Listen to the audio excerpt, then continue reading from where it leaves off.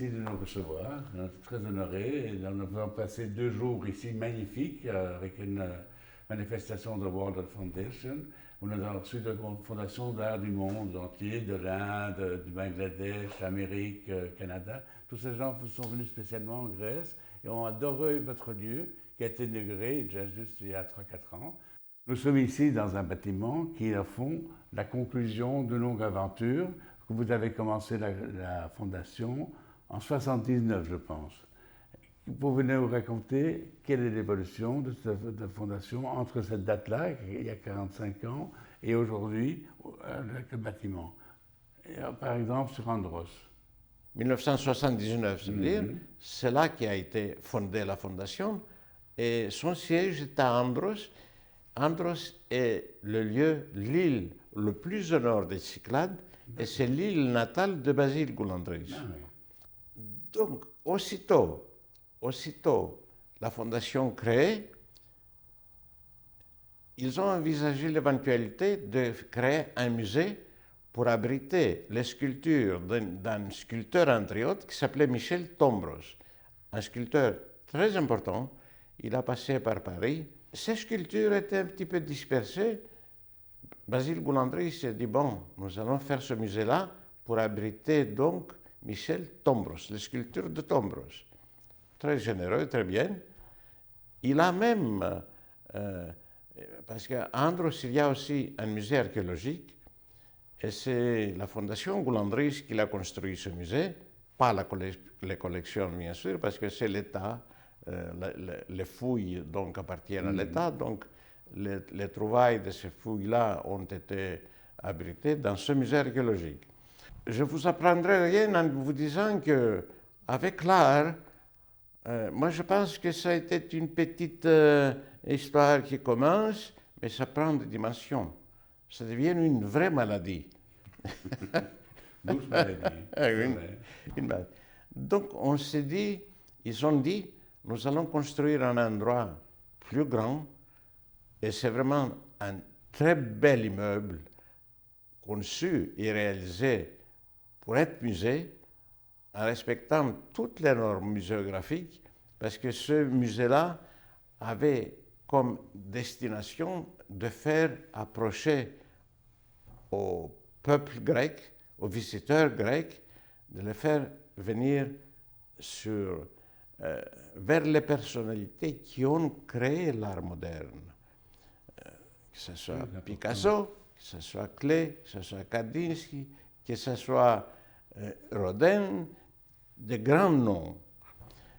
C'était pas facile ça, parce que aller dire au musée d'Orsay, prêtez-moi ce tableau-là pour aller sur une île où éventuellement les normes hygrométriques ne sont pas respectées, bon, il fallait bien sûr faire un effort pour les convaincre, n'est-ce pas? Bien entendu que le nom de Basile et Élise Goulandris était un garant. Donc on a construit ce musée-là, et pendant des années, il y a eu de grandes expositions présentées.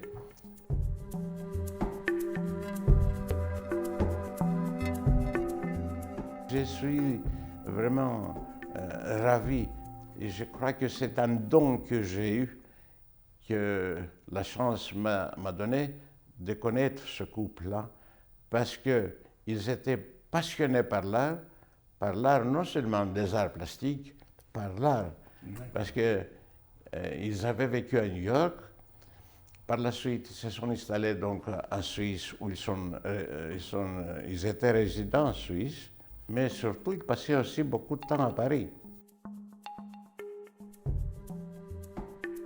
Le Goulandris ont constitué une collection de références. Qui décidait de quoi? Comment ça se passait? Est-ce que vous consultez? Est-ce qu'ils consultaient d'autres gens? Comment ça se passait-il? Vous savez, investir beaucoup d'argent, même à l'époque, Oui, parce que c'est investir dans ce tableau-là, il fallait vraiment consulter, avoir confiance. Donc ils avaient des conseillers, de grands galeristes de Suisse, de Londres.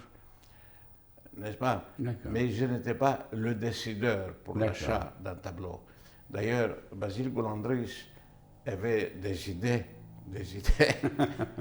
Précis. Il attendait toujours. Il donnait l'impression que de ne pas pouvoir parler de l'art, il la considérait un petit peu comme un manque de culture. Il ne le disait pas, mais il me testait toujours.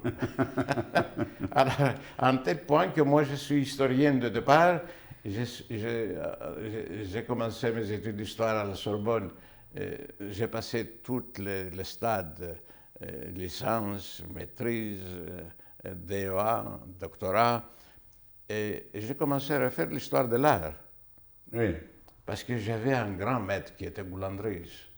Alors c'est comme ça, peu à peu, cette collection a été constituée.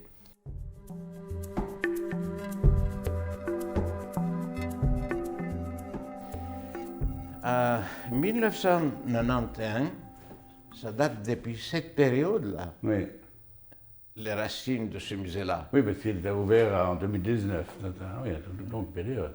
Les périodes. Alors, les plans architecturaux ont été faits et on a commencé à excaver pour fonder le musée. Et écoutez, c'est émouvant ça. Et on est tombé sur le lycée d'Aristote. Waouh. Une fouille par excellence. Donc, tout le monde cherchait où est le lycée d'Aristote, puis on l'a trouvé par hasard. On avait le lycée de Platon, quelque part connu, Oui. mais pas d'Aristote. D'accord. Alors là, l'État nous dit, on n'a pas le choix, soit vous cohabitez avec Aristote. le lieu, donc vous allez, le musée, les trouvailles d'archéologie vont rester au niveau de la terre, et vous allez construire à partir du niveau de la terre et monter vers l'eau. Monter sur l'eau, il y a des normes qu'on ne peut pas appliquer. Au centre de la ville, on ne peut pas construire un musée de 10, 12 étages. Ok. Et nous avions besoin de ça. Alors, on a décliné donc l'offre. On a dit, bon, ça ne serait pas possible, ça ne pourrait pas être. Donc, l'affaire en entier, il est passé au stade de repos. Oubliez l'affaire.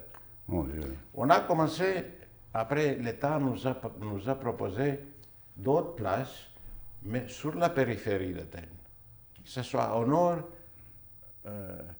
du côté de l'aéroport, un pays. Et nous aussi, on le connaissait par expérience, que le musée ne peut pas rester sur la périphérie. L'idée, donc, était de trouver un terrain au centre de la ville. Au centre de la ville, il n'y a pas beaucoup de terrain. Et ce qui pourrait exister, c'est hors prix. On se dit, nous, maintenant, il faut lever les manches Oui. et chercher quelque chose au centre. Et donc on cherchait. Et on a trouvé cet endroit-là. Il est magnifique, très bien situé. Avec la vue sur l'acropole là-bas. Voilà. Donc les qualités de ça, ce qui est au centre, il voisine avec le stade olympique. Oui. Autour de nous, il y a des musées, un peu plus bas, Oui. d'art moderne, un peu plus haut, la Pinacothèque nationale. On se dit, c'est l'endroit.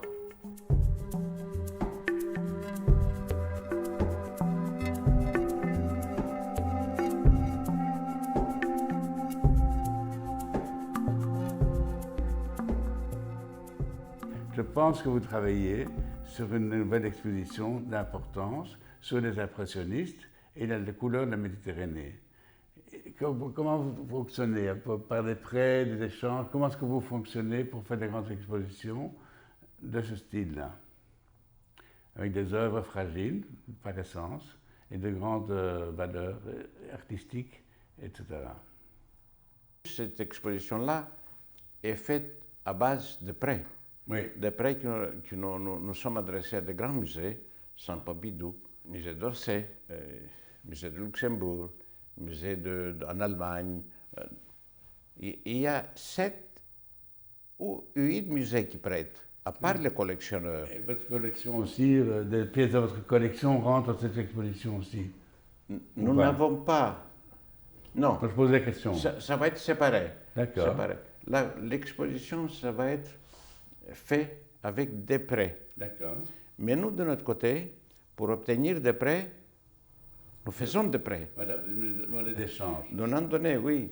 Alors, regardez, National Gallery de Londres fait une grande exposition anniversaire, donc il voudrait avoir les 2 Van Gogh. Marie qui négocie, qui est une négociatrice assez dure, il a dit oui, mais le directeur, donc, il était venu ici nous voir, il était venu me voir, on a dit, bien entendu, donc, l'art est fait pour être vu, oui. Pas pour être caché. Donc, nous allons vous prêter, mais la place qui va rester vide, avec quoi nous allons le faire? Bon, on va voir, sauf que National Gallery sont des gens très exigeants, hein? Oui. Très exigeants. Et finalement, nous allons prêter les Eliscan, la nature morte de Van Gogh, et de retour, nous allons prendre 2 tableaux qui ne rentrent pas thématiquement dans l'exposition qu'ils pourraient faire. De même que Bonnard, nous allons prêter la sortie de la baignoire de Bonnard à la Fondation Mag. Ah, très bien. Alors, la Fondation Mag, je connais Mag, Jean Clair. Quand on a fait Miro à Andros, ils sont venus là. C'est Isabelle Mag qui me téléphone, il m'a dit, vous n'allez pas nous refuser le prêt de Bonnard. Je dis, oui, le prêt de Bonnard, vous savez que Bonnard, de même que Matisse, sont très fragiles en peinture. Donc, mais vous nous l'avez prêté en 75. Mais en 75, ça fait 50 ans. Mais Isabelle, je dis, écoute-moi, qu'est-ce qu'on aura? Il me dit, je pourrais à la place vous prêter un Kandinsky ou un Braque. J'ai dit, envoie-nous les photos et puis on va voir. C'est comme ça que nous travaillons. C'est comme ça qu'ils travaillent. Il y avait une monnaie d'échange, c'est important. C'est l'échange. Miro, par exemple, il était à Bilbao, justement, à Guggenheim. Oui. Nous n'allons pas refuser des prêts, mais il faut quand même que les propositions soient équilibrées, oui. Claires, précises et sérieux. D'accord. Nous avons déjà la chance d'avoir des tableaux de référence. Le tableau de Braque qui est en bas, La Patience, c'est un tableau très important, ça. Très, très beau. Il a participé à toutes les expositions Braque, ce tableau-là. Parce que moi, je gérais cette collection-là de l'époque où il était à Paris. Et Basile Goulandris, non seulement il ne refusait pas de prêts, mais à un moment, il m'a réveillé la nuit, j'ai dit, mais qu'est-ce que vous êtes tombé du lit? Il m'a dit, non, mais il m'a dit, tu sais, il faut faciliter les tâches des musées. À combien nous allons assurer ce tableau? Je dis, Bonnard, il ne fait pas de prix, de grand prix. Enfin, quand même, ça pourrait être 10 millions. C'est un exemple. Hein, je comprends bien, Alors, il m'a dit, tu sais ce que nous allons faire? Nous allons déclarer prix d'assurance bas. Oui. Et nous allons payer nous la différence. Ouf. Bien, bravo. J'avais affaire avec des gens pareils. Très bel exemple.